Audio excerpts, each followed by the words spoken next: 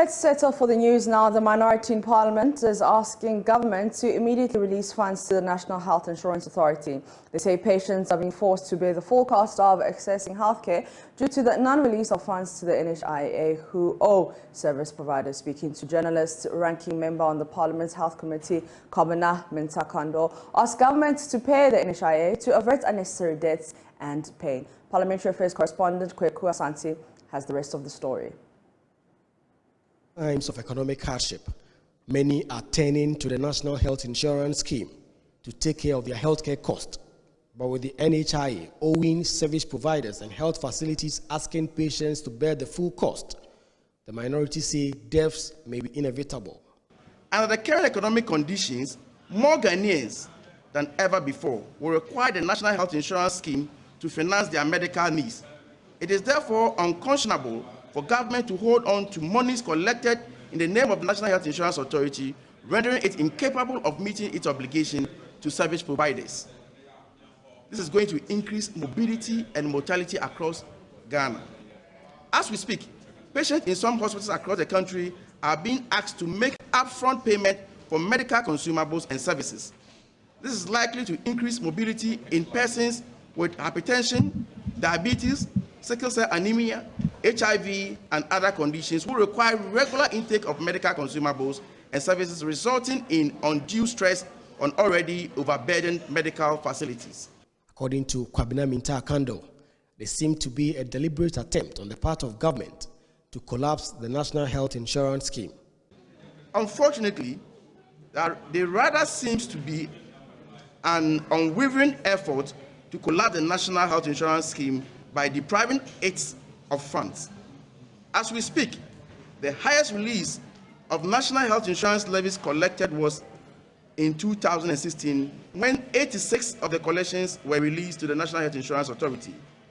The lowest on record is that of last year, where government, out of the 2.056 billion it's collected, paid only 127 million, or 6.2%, to the National Health Insurance Fund. Meanwhile, Health Minister Kweku Agyeman admitted delay in the payment of claims, which is forcing service providers to pass on the cost to patients. He, however, assured Parliament that the NHIA is working to improve on its claim payment systems. Co-payments or top-ups are not part of the payments at the moment. However, it persists, and in the following have been given as some of the reasons for its occurrence: delays in claims payment, perception of unrealistic tariffs, and irregular review of tariffs, medicines, and services. The practice has led to member dissatisfaction of the scheme, and the common language being the NHIS is not working. In addressing the issue stated above, Mr. Speaker, the NHIA is collaborating with the Ministry of Finance to ensure regular reimbursement to service providers. There will be regular reviews of the tariffs in response to economic conditions. Only a few days ago, the Pharmaceutical Society threatened that exactly this was going to happen. It appears the providers have started demanding co-pays directly from patients. It is yet to be seen what the experience of the ordinary patient will be in the various health facilities. Now, the Vehicle Dealers Association of Ghana wants government to reduce import duties. They say their business has been impacted by high import duties and depreciating currencies. There's more in this report from a news conference in Accra. The Joe & Co. mechanic shop attached to a second-hand car dealership at Achimota here in Accra. On a normal day, these workers would have been busy at this time fixing vehicle problems to prepare them for sale. Since Monday, even the spanner said, I'm not even open my tools so that I'll just get any job. The hardship has let everything go down. But that is not so today.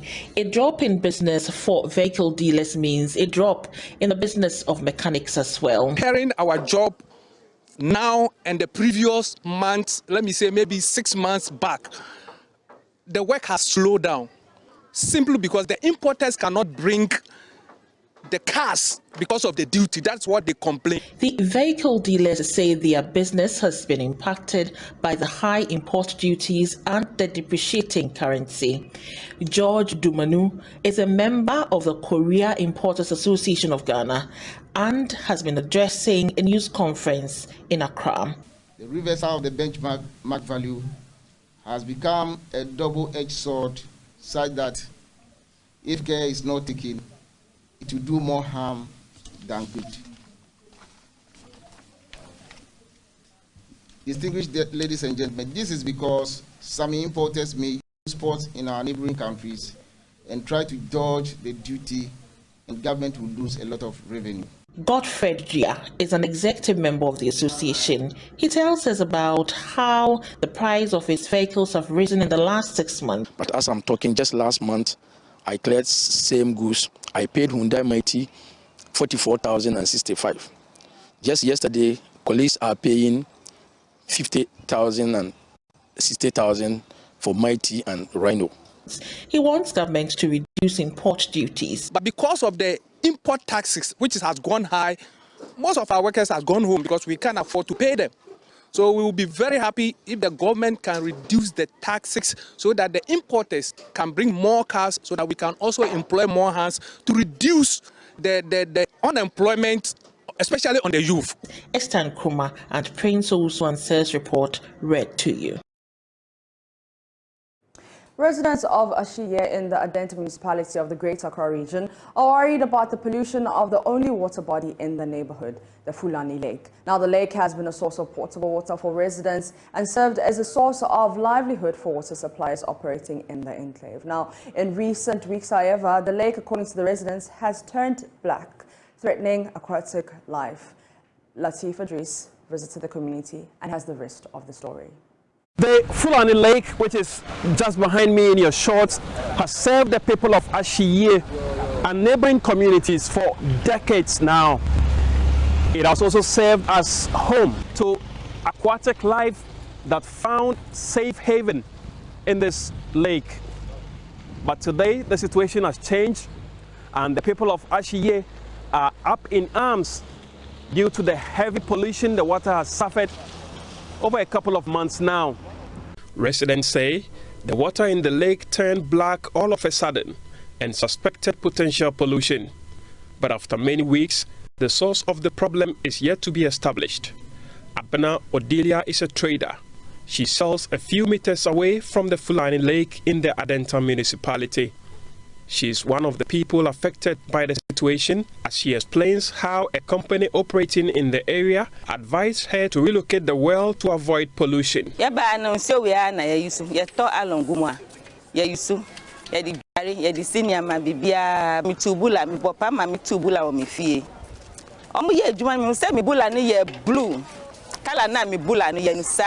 My well changed color and became dark, same color as the lake. The company later advised me to sink a new well at a different location, but I declined because I couldn't afford. A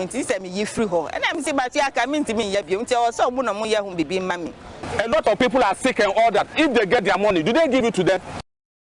They should remove the factory and take it away to wherever they are going to take it. Patrick Awunterim is a commercial bus driver and has lived in this community for about a year. This is not the way. First, people drink this water here. Formerly, people were drinking the water. That was what they told me. Why is it that recently this water is always it's just because the rain fall 2 days ago and then it pushes the black. You could have seen how the water is. We are struggling with galamsey and a lot of things are happening. Do you understand? We are not supposed to be living. The galamsey is spoiling the water everywhere. If I have my will, I will tell the president to shoot at sight, from the air, ground, side and side, everywhere. Kill, straightforward. Emmanuel Kwe is a chief water supplier in the Ashiye enclave. He's been supplying water to households in the neighborhood for decades now. But today he has a different story to share with us. Tell us about what you know about the Fulani Lake and what it has become today. It's a foot road. You mean you were drinking from the Fulani Lake?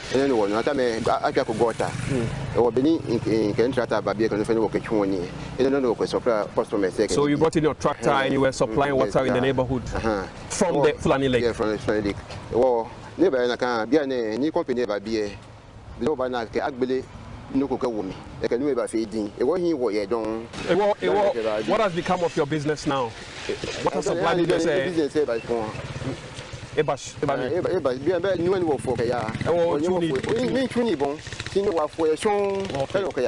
So you don't rely on the Fulani Lake as your primary source of water?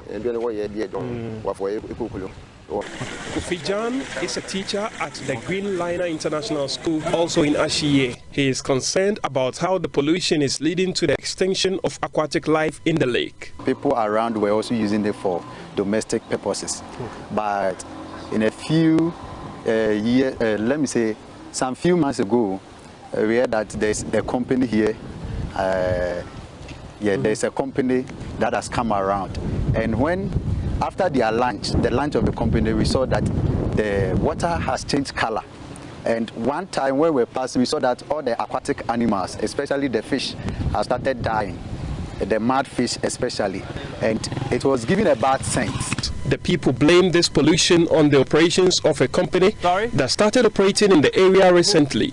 However, investigations by the Water Resource Commission exonerated the said company of any wrongdoing. Findings of a separate investigation by the Environmental Protection Agency are yet to be made public. In the Volta region, residents of Seva and adjoining communities in the Keta municipality say recent flooding in the area has left many of them stranded. They also say the floods have disrupted academic and trading activities in the area. Volta region's Ivy Setuji reports. The Seva township in the Keta municipality is currently cut off from the main town of Anyakokonu due to the overflow of the lagoon that splashed on the main roads, making residents unable to go about their daily activities due to the nature of the flooding. The main road linking Seva to Anyakokonu and other communities is flooded with water after a heavy rainfall, which has made it difficult for school children to attend school and residents, especially traders and workers, to go to the markets, fishing or workplaces.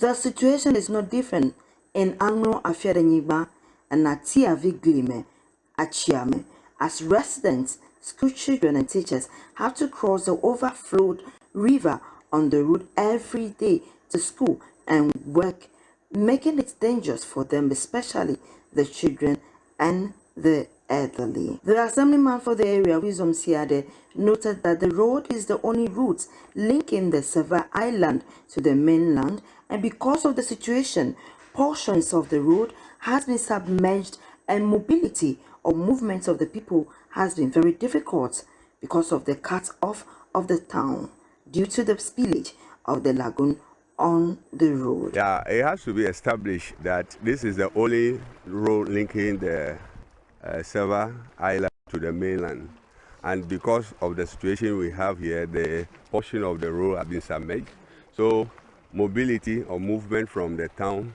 to do business has been cut off. People have to resort to using of boats and some other dangerous means to travel. As we speak, health issues in the town, they have to travel some kilometers to access healthcare.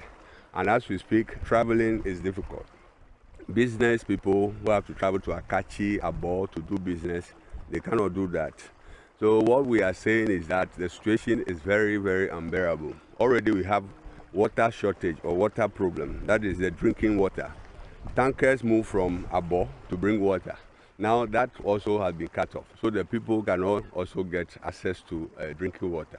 My plight is that the government or benevolent people should step in. If there's engineers look at it and there's any temporary measure that they can put in place to improve the mobility of the people, that will be fine. MP for Keta constituency, Kwame Jujoli Gakbe, said an urgent attention is needed to avoid anything disastrous in the future because the road gets submerged at the slightest rainfall, compelling residents to walk through the flooded water. I think I want the Minister for Road and Highways intervention immediately, because right now the community members cannot come out from their community and they cannot go into their community. No car can move and no car can come. And then it's a huge burden on the community. As you speak, you can see that the water level is up and then the road has been submerged into the Kita Lagoon.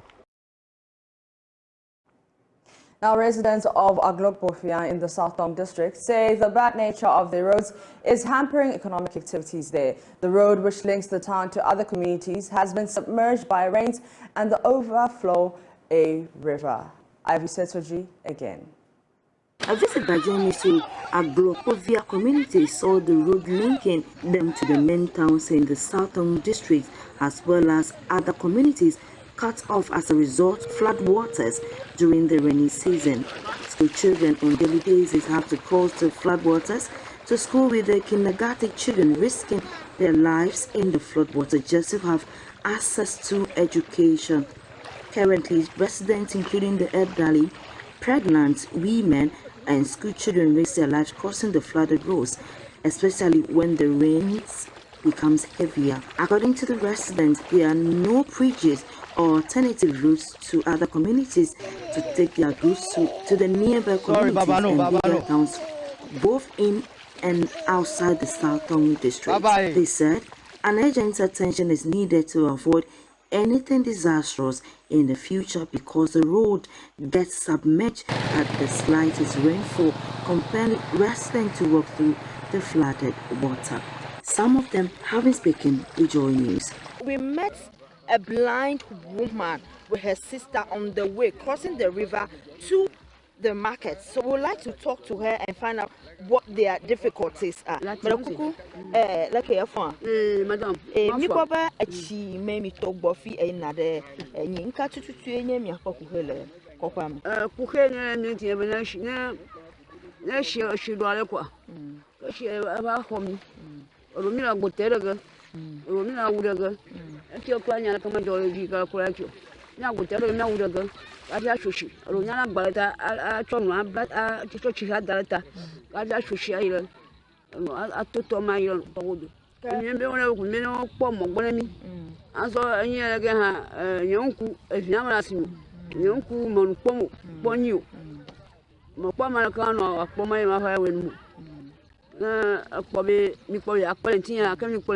Assemblywoman of the area, Victoria Jaklo, lamented on how the residents, especially the traders and market women, suffer whilst crossing the river. She noted that market women suffer a lot because of the flooded roads, carrying foodstuffs through the water to the markets, a situation she said is very worrying and needs urgent attention from the government. Aglok-Bofia is one of my communities.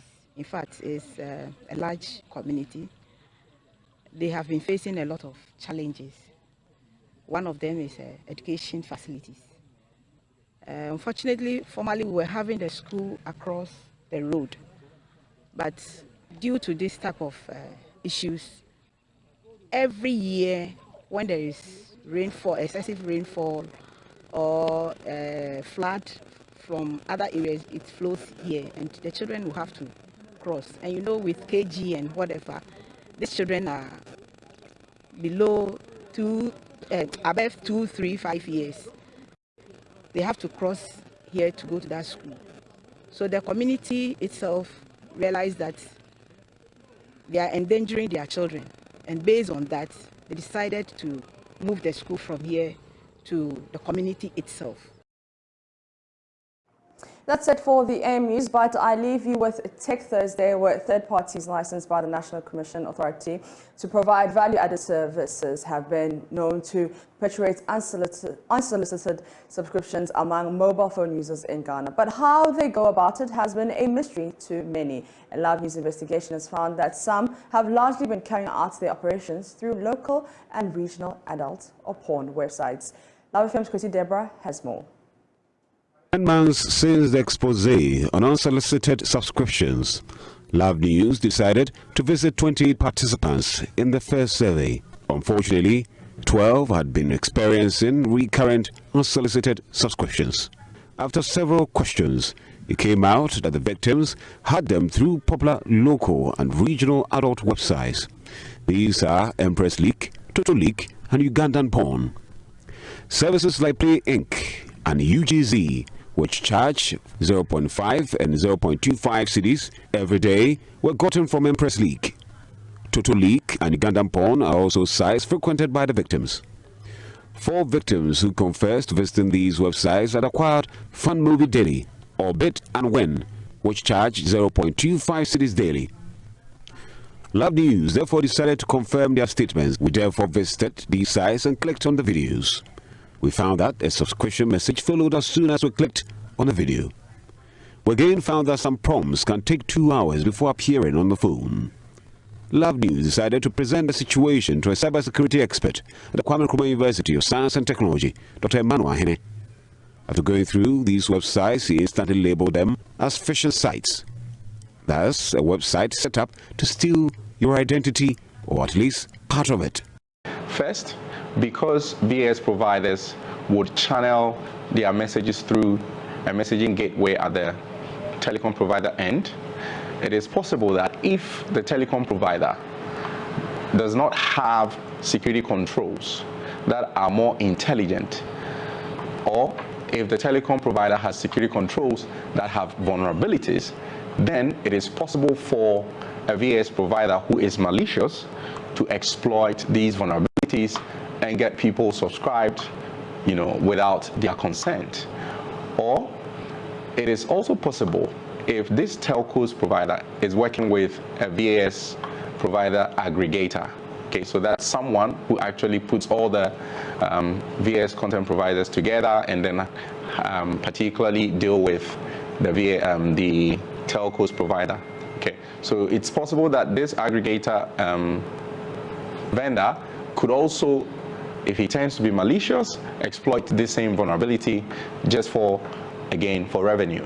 Okay, so apart from this step, there is the other step where if the telcos are providing good level of security, then the VAS providers would have to, by any means, get people to subscribe to their services.